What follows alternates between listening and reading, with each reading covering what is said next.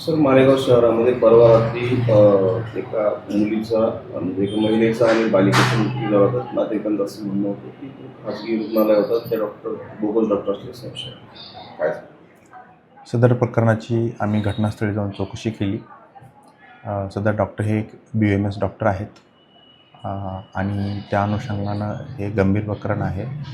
तर आम्ही त्याची सखोल चौकशी करत आहोत. डॉक्टरांचे जबाब, नातेवाईकांचे जबाब आणि सर्व घटनाक्रमाचा निष्कर्ष जो येईल त्याप्रमाणे पुढील कारवाई आपण करणार आहोत. सर, ज्या पद्धतीने बालिकेचा मृत्यू झाला अद्यापपर्यंत फिर्याद दाखल नेमकं काय कशी प्रोसेस असते? आपणाला सर्वप्रथम या बालिकेचा आणि मातेचा मृत्यू का झाला, त्या मृत्यूचं कारण शोधणं गरजेचं आहे. ती मृत्यू होण्यामागं इतर कोणती कारणं होती ती पाहावी लागणार आहे.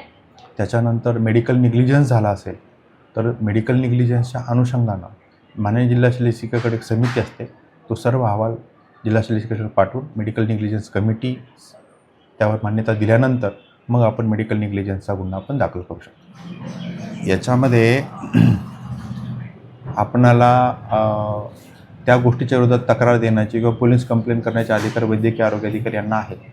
परंतु सबळ पुरावे त्या एका ठिकाणी मिळणं आवश्यक असतं. भरपूर वेळा सबळ पुरावे मिळत नाहीत. त्यामुळे आपणाला जी पुढील कायदेशीर कारवाई करण्यामध्ये अडचण निर्माण होतात.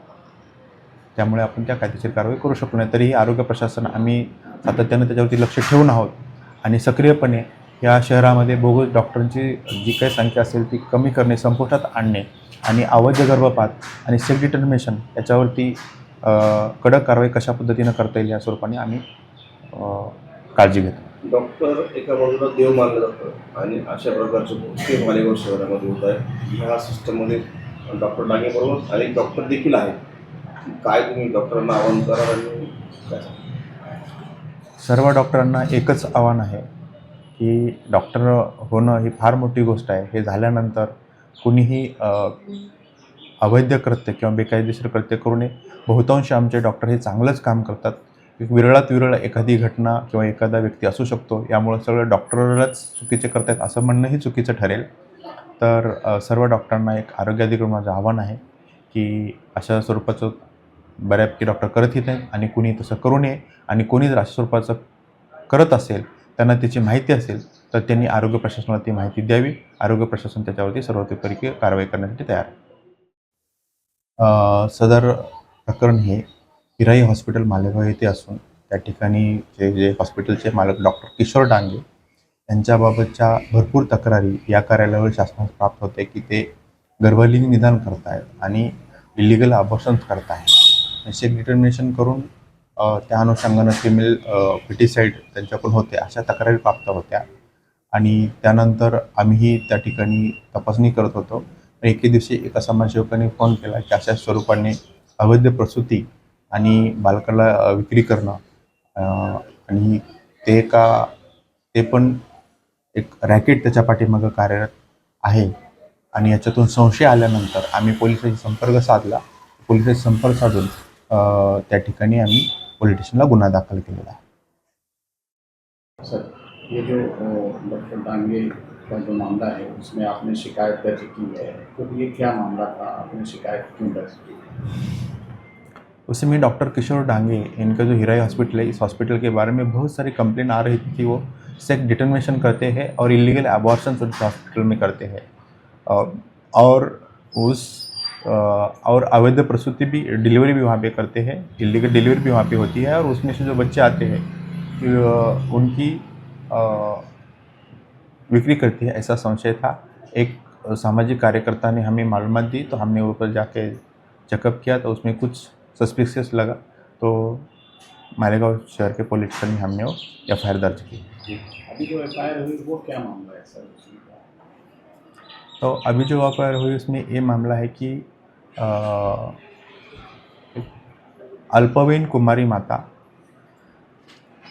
उसका इलीगल डिलीवरी किया और उसमें ऐसा संशय है कि उस बच्चों को बिक्री करने का उनका मकसद था और उसकी माँ को उन्होंने छुपा के रखा था। बहुत सारी चीज़ें उसमें ऐसे थी कि उसमें पुलिस इन्वेस्टिगेशन होना चाहिए ऐसा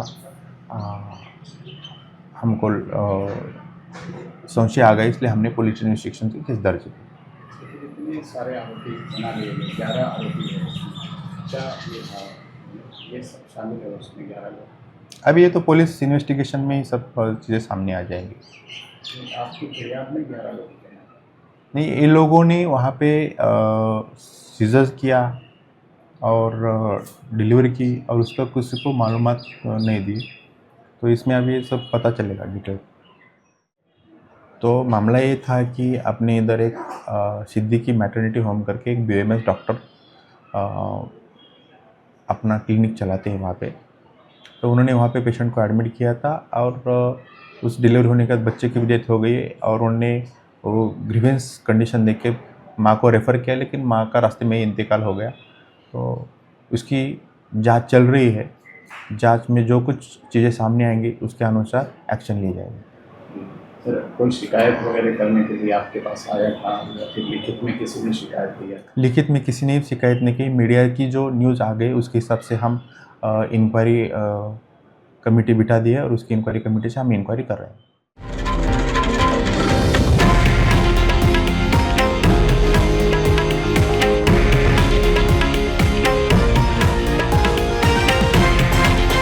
हे आहे देशातील नंबर 1 न्यूज नेटवर्क आणि आपण पाहत आहात TV9 मराठी, एकमेव।